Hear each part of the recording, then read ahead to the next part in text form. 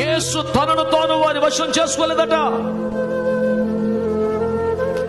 చాలా రోషంగా తీర్మానంతో మీరు గుండె మీద చేయి పెట్టుకొని చెప్పాలి, నేను తిండి వశము చేసుకోను, నేను నిద్ర వశం చేసుకోను, నేను డబ్బు వశం చేసుకోను, నేను అధికారము ఘనత కీర్తిల వశం చేసుకోను, నేను స్త్రీ వశం అయిపోను, నేను ఆత్మ వశుడనై ఉంటాను అనే ఒక తీర్మానంతో మనం ఉండాలి.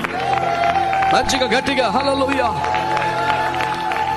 ఇంకొక రూట్లో చెప్పనా, నీ మీదకి యెహోవా హస్తమే దిగి వస్తే, యెహోవా ఆత్మ నీ మీదకి వస్తే, దేవుని పరిశుద్ధాత్మ నీ మీదకి వస్తే నువ్వు ఆ ఆత్మవశం అవుతావు, కానీ వేరొక వశం ఎందుకు అవుతావు? నువ్వు వేరొక వశం అవుతున్నావు అంటే నీ మీదకి వచ్చేది యెహోవా హస్తము కాదన్నమాటేగా. నీ మీదకి దిగింది దేవుని ఆత్మ కాదన్నమాటేగా. మేము కూడా ఆత్మను పొందావా? నువ్వే పొందావా?